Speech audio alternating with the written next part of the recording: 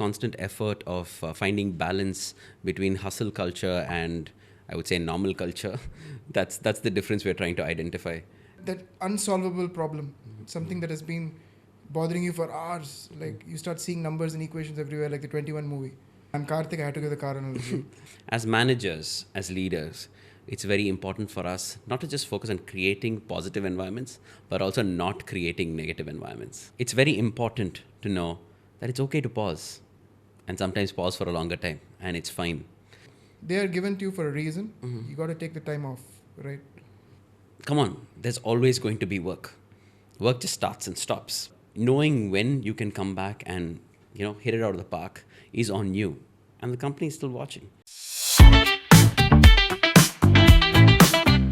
Hello everyone, welcome to the second episode of Yoka Sessions, where we talk about corporate culture and customer experience. I'm Yogesh. And I'm Karthik. And in today's episode, we're going to talk about something really, really important. This is a fast-paced world. People are with gadgets in almost every part of their body. Everything is switched on. And when do people actually switch off? Do you even get time to build your mind palace? That was the question in my head, and I thought, let's discuss it with Yogesh. So, why do you think that's happening, Yogesh? That's because we're always on, right? Today we're always connected. We're never really switched off, and that seems to be a problem, right? And this constant effort of finding balance between hustle culture and, I would say, normal culture, that's the difference we're trying to identify. And I think that's the biggest problem.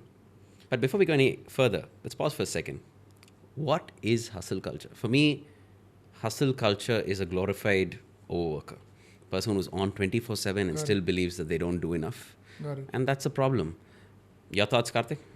Well, I think with the demands of the day-to-day world, when people are pushing themselves to do better, 8 hours, 10 hours of work, the question is, are you productive for all the 10 hours? Maybe beyond 5-6 hours, your body demands you to just switch off for some time, right? Like, I want to just talk to you about something that I think many of us would have faced, right?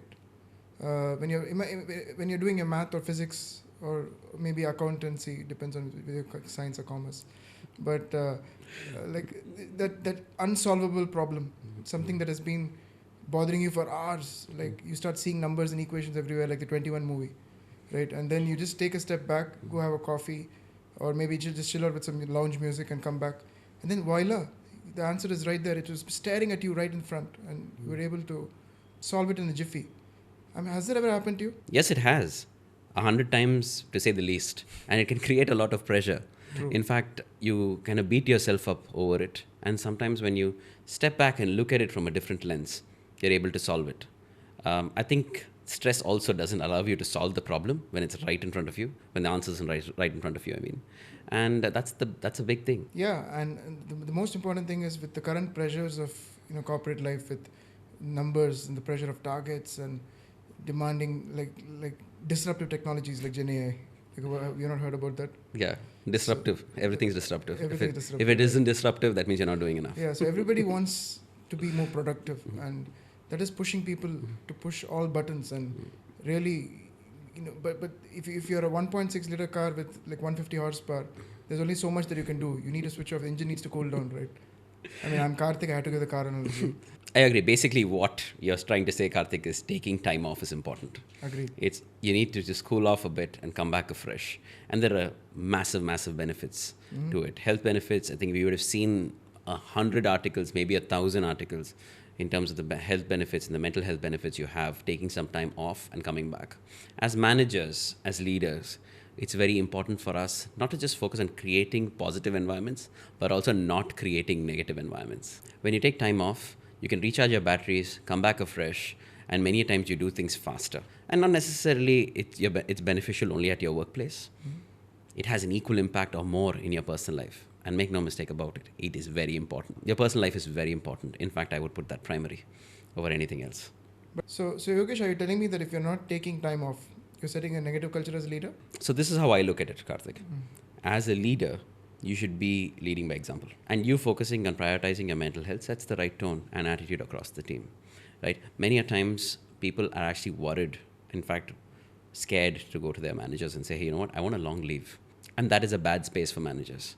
You know that when a person is either lying to take a day off or a week off or a long leave, I would say, you know what, let's relook at how we do our things here, or what's the culture we're trying to build in this team. It's very important to know that it's okay to pause, and sometimes pause for a longer time, and it's fine, right? The many problems come in terms of bad planning, True. right? Yep. So you're telling it's okay to pause. In fact, my friends often call me guilty for making a lot of puns, and I'm going to say, okay, that pausing helps you unlock new possibilities, right? Because I have a passion for music, so there are times where I go and try to take a crack at making a song, and there are hours together I sit and I don't get past the first minute.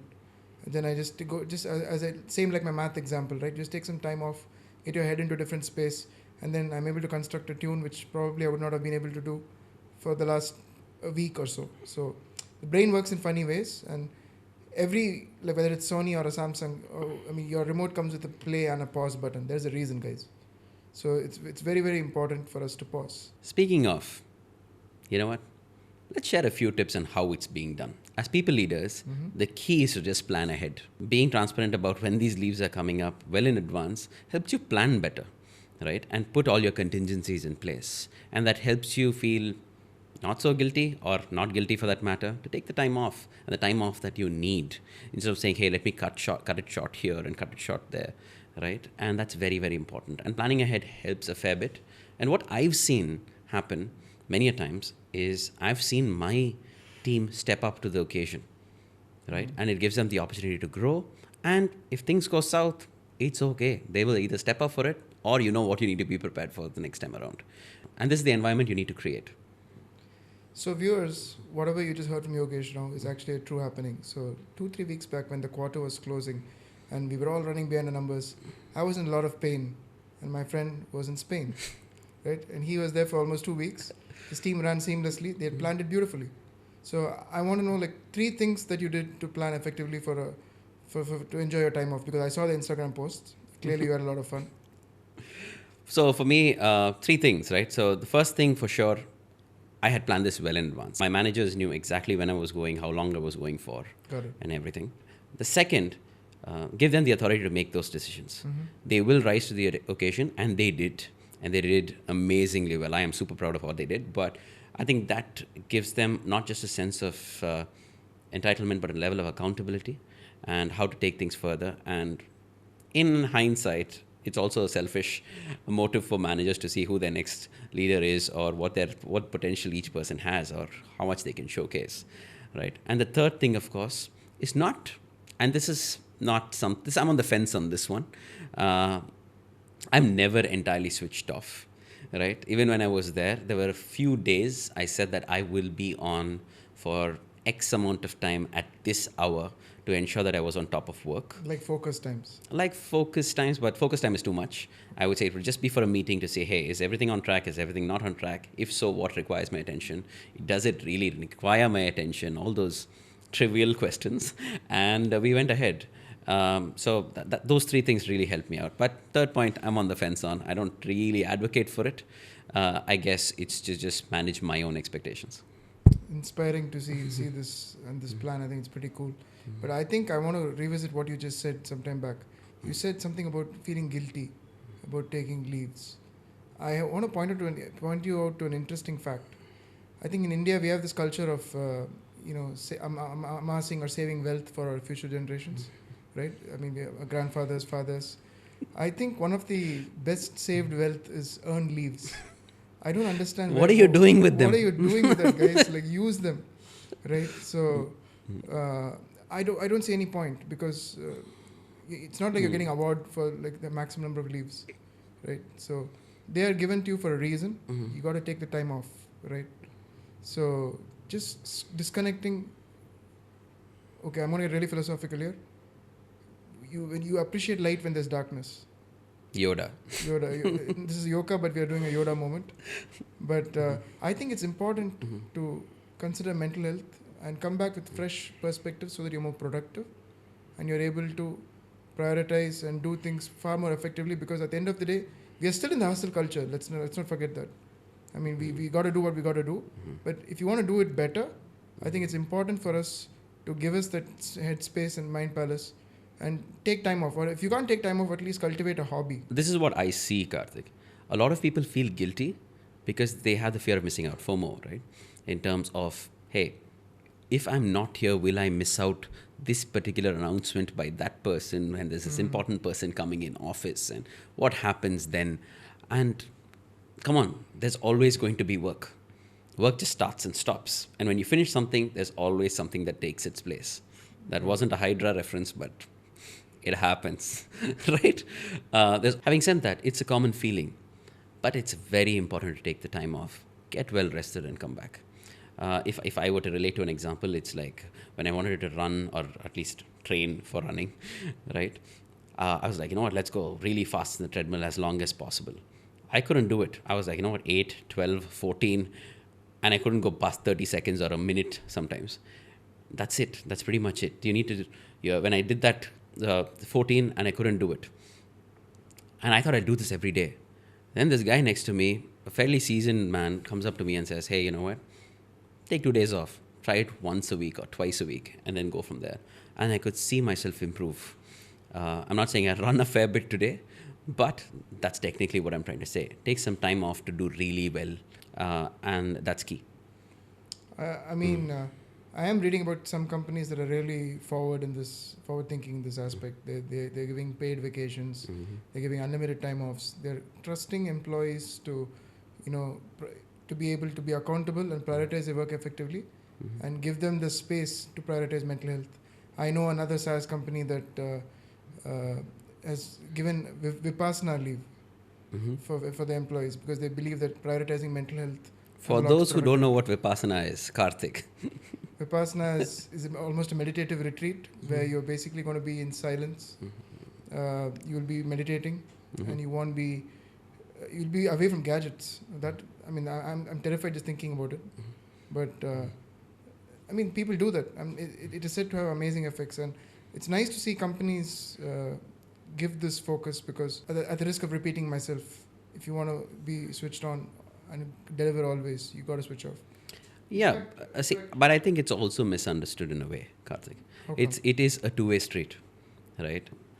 A company trusts you and gives you these leaves, but make no mistake, what needs to be done needs to be done. The goalpost isn't moving, right? You are hired to do something, you're hired to do something really well, and you are hired because they believe you can do it really well, right? And knowing when you can come back and hit it out of the park is on you, and the company is still watching. So it's not for you to feel guilty about it, but take some time off, come back. But the goalpost still there. It still needs to get done. I think a good example would be Virat Kohli, who's an athlete everybody knows. He spoke about mental health. He spoke about the importance of taking time off. He did opt out of a couple of tours to spend time with his family and his kids. I think it's kid or kids, I'm not sure. But I think it's good to see even celebrities show the human side.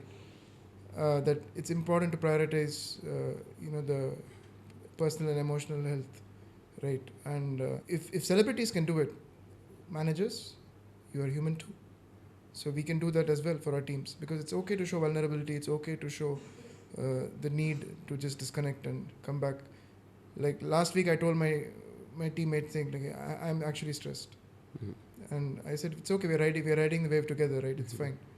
You can't be unaffected by it. Technically, you're not invested in it if you're unaffected. At least that's my perspective. So Karthik, we covered a few points. Yep. Right? We first said, hey, what is hustle culture? Yep. Is hustle culture really important to you? 2, the importance of taking the time off and why you need it, because A, you will burn out, and B, you need it. Yep. So 3, plan ahead and you'll just be fine. And 4, you don't need to feel guilty. Right? With that, guys, this is the second episode we're at. And of course, we're still new to this. So please like, follow, subscribe our channel, hit the bell icon. I'm new. I'm so sorry about this. We'll get better in the future episodes. In fact, I would like to thank viewers for the comments that we got. Like, some of the comments really cracked me up, Yogesh. One of the comments asked me whether I was possessed in the first episode. I was not possessed. I was just camera conscious, and we also got some good feedback on the content, and someone said, like, the audio could be better. Hey, voila, we have mics.